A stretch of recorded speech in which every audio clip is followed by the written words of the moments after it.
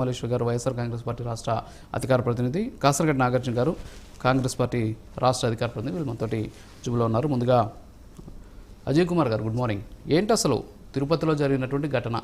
అంటే ఇదేనా రప్ప 2.0 సినిమా చూపిస్తాం, ఖండాంతరాల అవతలన కూడా లాక్కొస్తాం, సో ఇవన్నీ ఏంటి? ఇది ఒక దృశ్యరూపకంగా చూడొచ్చు అంటారా ఆ మాటలకి? గుడ్ మార్నింగ్ రాజు గారు, మీకు ప్యానల్ ఉన్న మిత్రులకు కూడా. జగన్మోహన్ రెడ్డి గారు ప్రతి మీటింగ్ లో కూడా చెప్పడం మొదలుపెట్టాడు, ఆయన ఓడిపోయిన దగ్గర నుంచి మళ్ళీ వచ్చేది నేనే, మళ్ళీ గెలిచేది నేనే, వచ్చిన దగ్గర నుంచి జగన్ 2.0 ఎలా ఉంటుందో నేను చూపిస్తాను అని. వాళ్ళ కార్యకర్తలు ఎప్పుడైతే రోడ్డు మీద రప్ప అని చెప్పేసి ఒక ప్లకార్డ్స్ ప్రదర్శిస్తే, ఒక ప్రతిపక్ష నాయకుడు నాకు ఆ ప్రతిపక్ష హోదా కావాలని మాట్లాడే జగన్మోహన్ రెడ్డి తన తాడేపల్లి ఇంట్లో కూర్చొని ఒక ప్రెస్ మీట్ పెట్టి, ఏముందబ్బా అందులో, సినిమా డైలాగు వాడతారు, తప్పేంటి, రప్ప చేస్తారు, తప్పేంటి, అభిమానమయ్యా వాళ్ళు మాట్లాడుకుంటారని చెప్పేసి, అంటే వాళ్ళ కార్యకర్తలు ఇంకా బూస్టప్ ఇచ్చాడు అనమాట. వచ్చేది మనమే, రేపొద్దున నరికేది మనమే, నరకాల్సింది కూడా మనమే అన్నట్లుగా వాళ్ళ కార్యకర్తలకు బూస్టప్ ఇచ్చాడు. ఇచ్చిన దగ్గర నుంచి కూడా రాజు గారు మనం ప్రతి మీటింగ్ లో చూస్తున్నాం, వైసీపీ నాయకులు ఎక్కడ పార్టిసిపేట్ చేసినా సరే వాళ్ళ కార్యకర్తలు ఎక్కడ పడితే అక్కడ కూడా వాళ్ళ నాయకుడు మీటింగ్ మొదలు పెట్టగానే రప్ప ఇదే డైలాగ్. వీళ్ళు ఇంక పేటెంట్ రైట్స్ తీసుకున్నట్టు వీళ్ళు మాట్లాడేసుకున్నారు. మొన్న అంబట్రాంబాబు గారి దగ్గర కూడా ఎవరో ఒక అతను రప్ప అంటే ఊరుకోవా నీ రప్పాలు ఏదో రప్పాలు ఇవే మనల్ని నాశనం చేసినట్టు ఆయన కూడా కొంచెం చిరాకు పడ్డాడు. కానీ 4 అడుగులు ముందుకేసాడు పేరుని ఆయన అంతకు ముందే.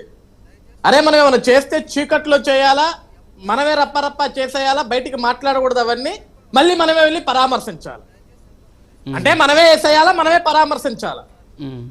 ఇది నాయకులు కార్యకర్తలకు ఇస్తున్న సలహాలు.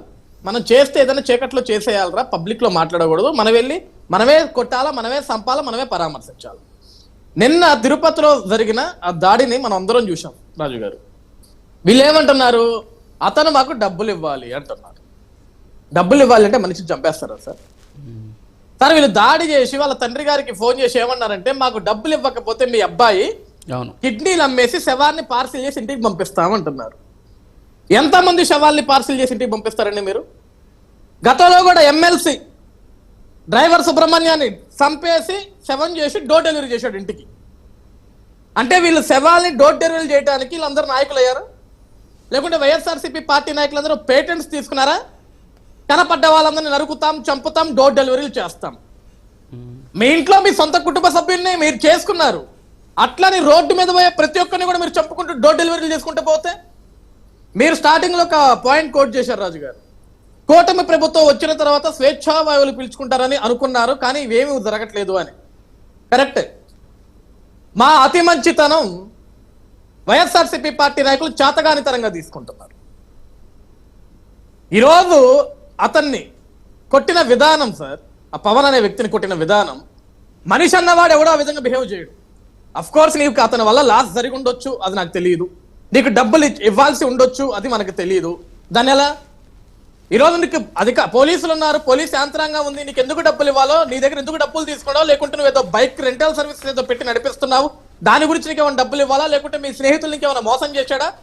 ఇక్కడ నీకు చట్టం ఉంది, మీరు చట్టాన్ని ఆచరించండి, కంప్లైంట్ చేయండి. అంటే ఇక్కడ గత 5 ఏళ్లలో కూడా వాస్తవంగా తిరుపతిలో, అంటే నేను తిరుపతి నాకు బాగా తిరుపతిలో ఉంటాను కాబట్టి నాకు తెలుసు, అక్కడ దగ్గర నుంచి చూస్తూ ఉంటాను. తిరుపతిలో ఇది ఒకటే కాదండి, చాలా అరాచకాలు ఏకంగా